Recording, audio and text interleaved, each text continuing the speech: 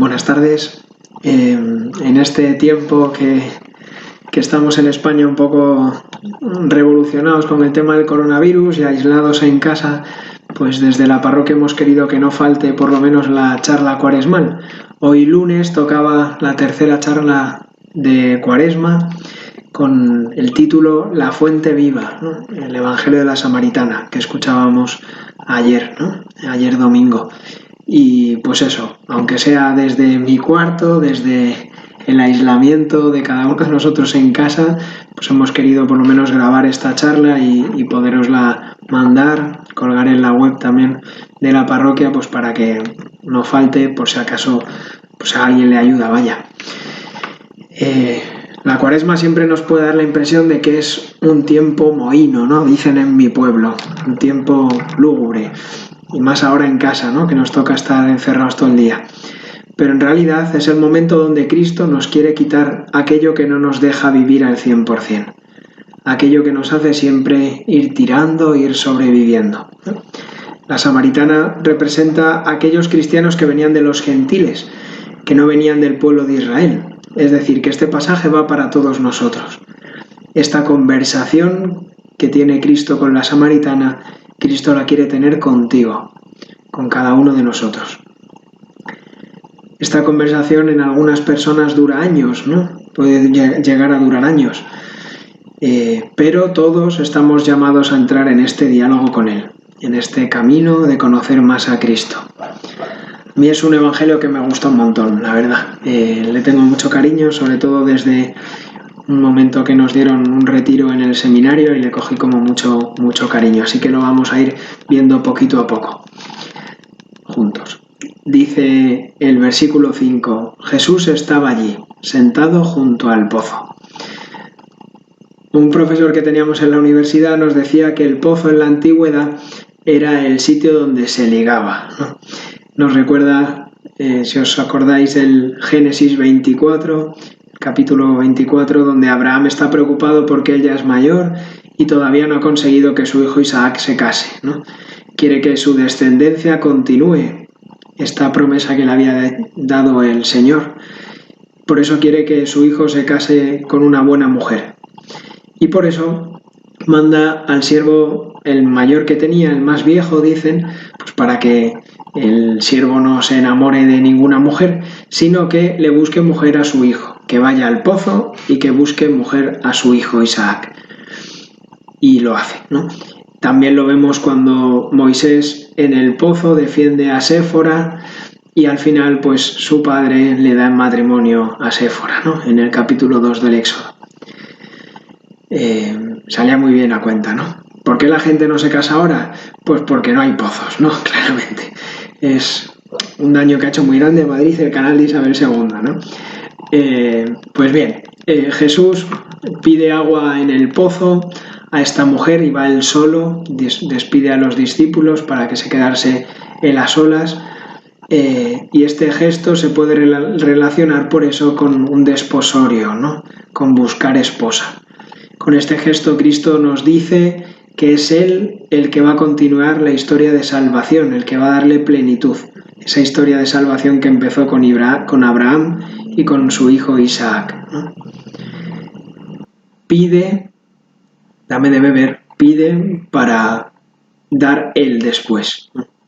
Nos está esperando, hoy nos sigue esperando a cada uno de nosotros, para dar plenitud a esa historia de salvación, a esa historia de amor que empezó con Abraham.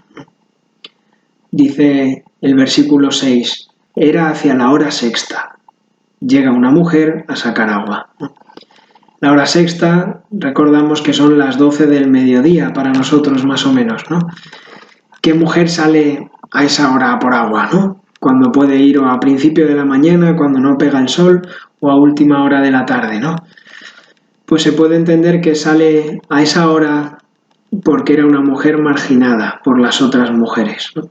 El Evangelio nos dice que había tenido 5 maridos y ahora estaba con uno que no lo era, dice en el versículo 18. Y de seguro que otras veces había ido a por agua y las demás habían estado cuchicheando, hablando mal de ella, mirándola mal, así que ha preferido ir con todo el calor y evitarlas, ¿no? pues Jesús no se avergüenza de ella. Es decir, Jesús no se avergüenza de mí, de mis pecados, ni de aquello que no quiero que vea nadie, ¿no? Al revés, quiere que se lo entregue, que sea transparente con Él, para enseñarme el gran amor que me tiene, el plan que tiene preparado para mí. De hecho, en el segundo libro de los Reyes, el capítulo 17, nos cuenta la historia de los samaritanos y nos dice que en Samaria se asientan gentes venidas de 5 lugares distintos, ¿no? Cada uno con su religión, cada uno con sus dioses. Y estos se casan con los judíos de allí y hacen que los judíos caigan en la idolatría, ¿no? Por eso es fácil ver la similitud, si os dais cuenta, de los 5 maridos de la samaritana con los 5 lugares distintos de donde venían, ¿no? Con las 5 idolatrías que traían estas gentes, ¿no?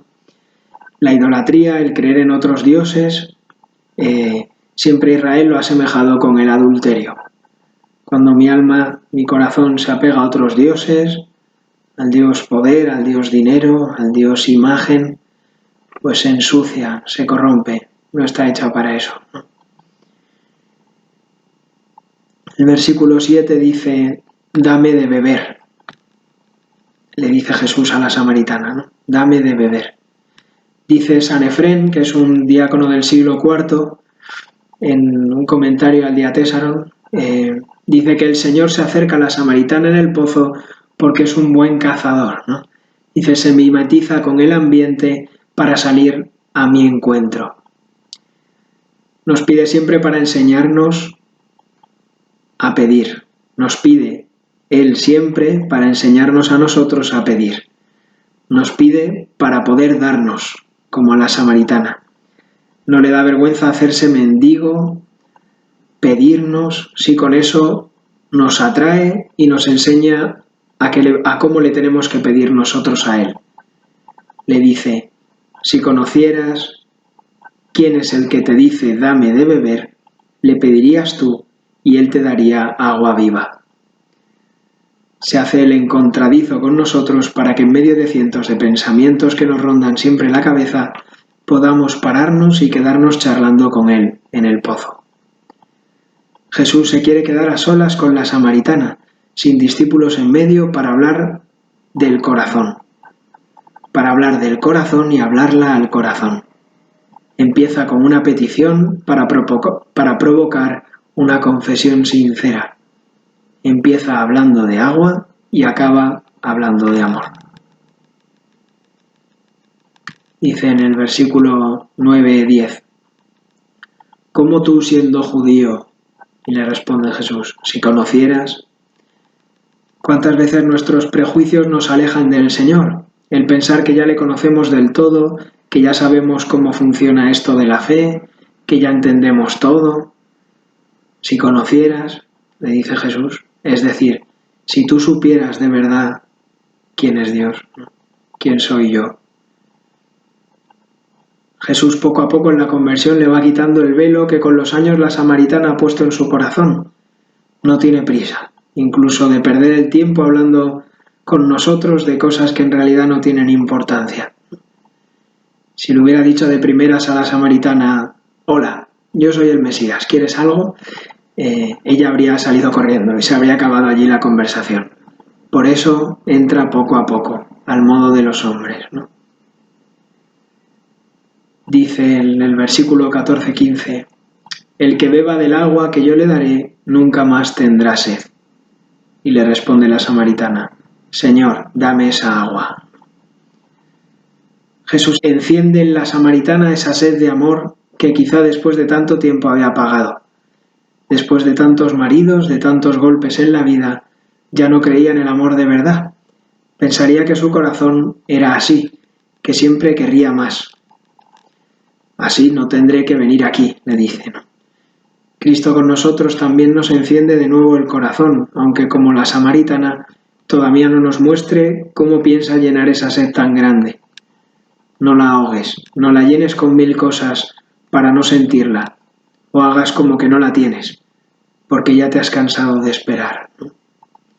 Si te fías de Él, Él te convertirá, dice, en un surtidor de agua que salta hasta la vida eterna. No solo apagará tu sed, sino que te convertirá en manantial, en fuente. Prosigue Jesús en el versículo 16 y le dice a la samaritana: anda, llama a tu marido y vuelve. Aquí es donde se ve que Jesús está hablando de algo más que de agua, ¿no? Le dice que para darle ese agua llame a su marido, y es cuando la mujer afirma su situación. Le dice: no tengo marido. Jesús se lo dice para ver si ella es sincera, y ella le responde, pero a medias, ¿no? No le dice que está con un hombre que no es su marido, sino simplemente no tengo marido. No miente, pero tampoco le dice todo. Entonces Jesús le muestra que él ve en lo escondido. Le dice: tienes razón que no tienes marido. Has tenido ya 5 y el de ahora no es tu marido. Jesús le muestra que no está hablando con ella porque no sepa en realidad cuáles son sus pecados, sino para mostrarle a ella quién es ella en realidad. Como si dijera: sé lo que te llaman, pero voy a mostrarte tu verdadero nombre. Sé lo que has hecho, pero voy a mostrarte quién eres. Esto es lo que Cristo quiere mostrarnos. Pero para eso primero le debemos abrir nuestro corazón, lo escondido de nosotros. Para eso primero le debemos amar nosotros, dar nuestro amor, dar nuestra agua. Por último, dice en el versículo 25, sé que va a venir el Mesías, el Cristo. Cuando Él venga, nos lo dirá todo. Qué fácil es despejar a córner, ¿no? Cuando la cosa se pone complicada y vemos que tenemos que dar un paso hacia Dios, hacia adelante, siempre nos sale el dejarlo para más adelante. Cuando vea que es mi momento, cuando sienta que el Señor me lo pide, pues Jesús te dice: soy yo el que habla contigo. Soy yo el que habla contigo. Es decir, ahora es el momento, ahora te lo pido. No esperes a que venga entre rayos o que se abra una nube y se escuche una gran voz. Es hoy, ahora, cuando el Señor te pide que des un paso más. Dice San Efrén, para terminar: así, progresivamente, él se dio a conocer a ella, primero como judío, después como profeta, finalmente como Mesías. La condujo paso a paso hasta el grado más elevado. Ella vio primero a uno que tenía sed, después a un judío, más tarde a un profeta, finalmente a Dios. Le llamó el que tenía sed, tuvo aversión del judío, interrogó al sabio, fue corregida por el profeta y adoró a Cristo. Pues bien, este camino que hizo la samaritana con Jesús, esta progresión que hizo con él, también se nos ofrece hoy, también Cristo nos la ofrece hoy para esta Cuaresma. Pues que el Señor nos ayude en medio de este aislamiento, en medio de esta situación tan rara para todos nosotros, que podamos también tener esta conversación con el Señor, que podamos también tener este camino, esta progresión con Él. Feliz Cuaresma.